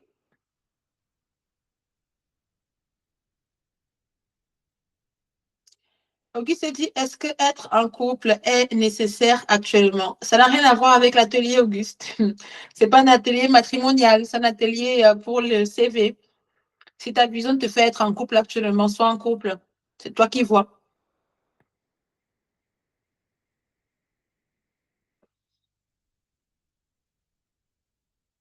Une dernière question avant que l'on se déconnecte.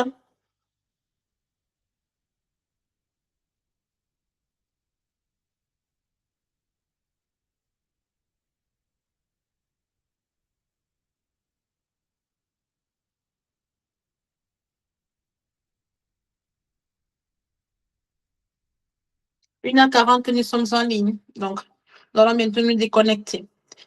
Est-ce qu'un étudiant doit être célibataire durant tout son cursus objectif? Auguste, c'est pas à moi de pouvoir déterminer si un étudiant doit être célibataire ou doit être en couple pendant son cursus académique. Une fois de plus, tout est une question de vision. La Bible nous dit, si la modératrice peut nous mettre ça dans le chat, le livre d'Habakkuk, écris la vision. Quand tu écris ta vision et quand tu connais la source dans laquelle tu te bases, c'est la source qui détermine tout. Hein. C'est la source qui te donne la joie, la paix. C'est la source qui te dit, toi étudiant, mets-toi en couple. Il y a des étudiants qui sont mariés pendant les études. Hein. Maintenant, étudiants, ça dépend. Il y a des étudiants de 40 ans qui sont étudiants. Étudiants de 20 ans qui sont étudiants. C'est la source qui te fait prendre des décisions. Tu ne prends pas des décisions tout seul. C'est la source qui te fait prendre des décisions. Donc, quelle est la source et quelle est la vision que tu as de ta vie?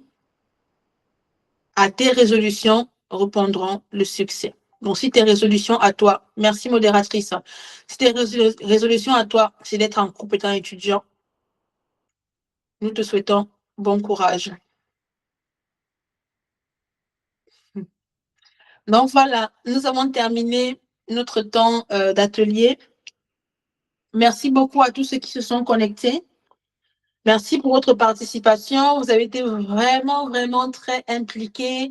Merci beaucoup pour votre transparence.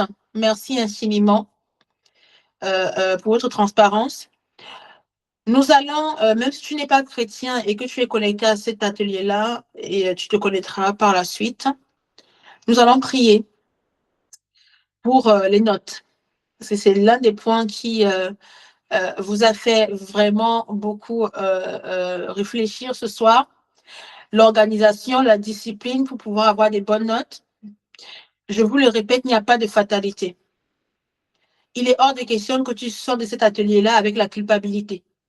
Parce que la source qui m'a fait faire cet atelier-là n'accepte pas la culpabilité. Au contraire, la source qui nous a amenés dans l'atelier-là, qui est Jésus, nous dit que tout concourt au bien de ceux qui aiment Dieu.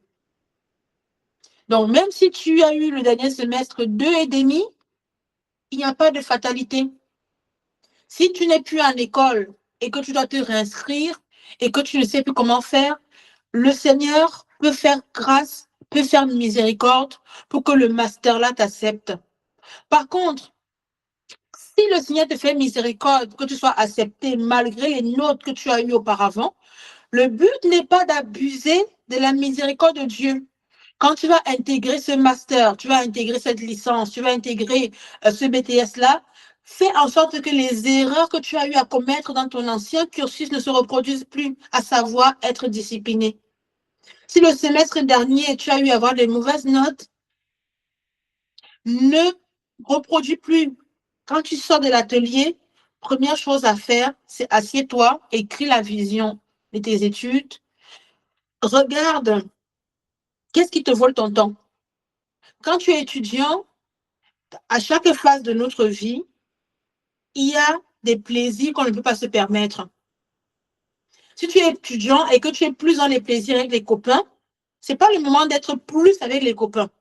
C'est le moment d'être plus à réviser tes cours. C'est le moment de chercher des amis, comme Eola disait tout à l'heure, où vous allez vous mettre ensemble pour pouvoir réviser les cours. Le sacrifice que tu payes aujourd'hui, c'est ça qui va déterminer les fruits que tu auras demain. Il n'y a pas de secret. Donc, nous allons prier. Seigneur, nous te rendons grâce pour cet atelier. Il est vrai que tout le monde connecté ici ne te connaît pas, ou s'il connaît ton existence, ne croit pas en toi, ne croit pas à ce que tu es capable de pouvoir faire en sorte qu'il soit un étudiant, qu'elle soit une étudiante excellente. Mais moi, Seigneur, je crois. Et ma foi est suffisante pour cette personne qui ne croit pas en toi.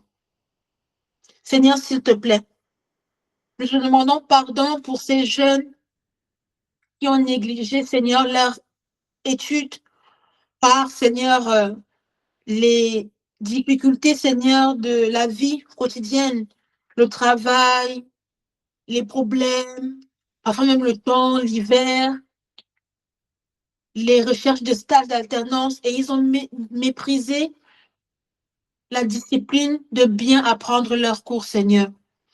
Alors qu'ils sont dans la phase des études, Seigneur, pardon, Seigneur, pour tout cela. Pardon, Seigneur, pour la négligence. Pardon pour la négligence. Pardon pour Vanessa. Pardon pour Auguste. Pardon pour Lydie. Pardon, Seigneur, pour tous ces jeunes qui se sont connectés, pour Eolia, pour tous ceux qui vont se connecter par la suite. Pardon, Seigneur, pour eux dans le nom de Jésus. Père, je te remets leur vie, surtout, Seigneur, leur domaine académique entre tes mains. À la croix, Jésus, tu as payé le prix pour qu'ils aient une intelligence accrue. Lorsque la couronne d'épines a été posée sur ta tête, tu as pris, Seigneur, le manque d'intelligence et tu leur as donné l'intelligence. Là où dans leur famille, dans leur vie, on leur a toujours dit qu'ils n'étaient pas intelligents. Toi, Seigneur, tu as pris l'intelligence à la croix de Golgotha. Tu leur as donné l'intelligence et tu as appris, Seigneur, ce que le monde appelle bête. Ce que, Seigneur, les professeurs appellent tu n'es pas bon dans cette matière. Seigneur, tu as appris cela. Alors, Père, dans le nom de Jésus, que ton sang, Seigneur, vienne sur leur tête, que ton sang enlève, Seigneur, toute incompréhension de leur cours. Seigneur, fais en sorte qu'ils soient des jeunes, Seigneur, très rapides à la compréhension, qu'ils puissent très vite comprendre les leçons, qu'ils puissent, Seigneur, être excellents dans leur cours, dans le nom de Jésus. Béni soit ton nom, Seigneur.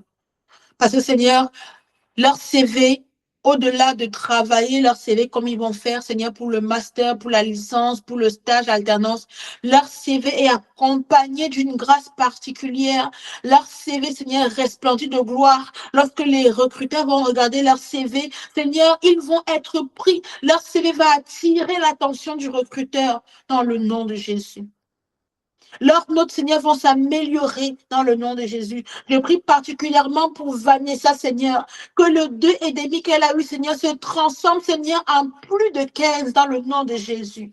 Seigneur, tu es en capacité de le faire, Abba Père. Tu es en capacité de le faire. Tu l'as fait avec Gédéon, Seigneur, qui se croyait minime, qui se croyait, Seigneur, petit, comme la note que Vanessa a eue, Seigneur, une petite note. Mais tu as dit à Gédéon, Seigneur, de ne pas se considérer comme petit. Alors, Seigneur, dans le nom de Jésus, que Vanessa, Seigneur, ait une note qui excelle plus de 14, Seigneur. Toi seul, tu sais comment tu vas le faire, Seigneur. Dans le nom de Jésus. Fais-le pour Vanessa et pour tous les jeunes qui vont se connecter, Seigneur, qui sont dans la même situation que Vanessa. Merci infiniment. C'est dans le nom de Jésus que nous avons ainsi prié et nous disons Amen. Amen, Amen. Merci à tous. Bonne soirée. Bonne soirée. Mettez les cœurs, mettez les pouces, mettez les cœurs, mettez les pouces. Envoyez les pouces, envoyez les cœurs. Merci beaucoup, vous d'être connectés. Vous pouvez vous déconnecter quand cela est possible pour vous. Je reste disponible en inbox. Pour ceux qui n'ont pas mon WhatsApp, tu peux m'écrire via mes réseaux sociaux. La modératrice a mis que les réseaux sociaux là. J'ai TikTok, j'ai Instagram et j'ai Facebook. Tu peux me contacter là-bas pour pouvoir avoir plus de réponses. Il est possible également d'avoir un accompagnement spécifique. Oui, la modératrice dit qu'elle va mettre l'agenda pour prendre rendez-vous. On a vu le CV général. Si tu veux rentrer en profondeur par rapport à ton domaine académique, prends rendez-vous parce que pendant le rendez-vous, là, je ne parle plus à la masse, je parle avec toi spécialement. Donc, la modératrice avec le lien du rendez-vous pour que tu puisses prendre ton rendez-vous directement. C'est gratuit. Donc, ne te prive pas de prendre le rendez-vous. Ne te prive pas de prendre le rendez-vous. Voilà le lien du rendez-vous qui est là. Prends ton rendez-vous. Comme ça, nous allons pouvoir parler face à face, en ligne, pardon. Nous allons pouvoir échanger en ligne sur ta spécificité à toi. Et ne crains rien. Tu vas être prise dans une école. Tu vas être pris dans une école. Il n'y a pas de crainte à avoir. Il n'y a pas de crainte à avoir. Ne crains rien. Tu vas être pris dans un stage. Tu vas être pris dans une entreprise. N'écoute pas les médias qui disent que le marché du travail est fermé. Il n'y a pas d'entreprise. Ce n'est pas vrai. Ce n'est pas vrai. Ce n'est pas vrai. Tu as une place dans une entreprise.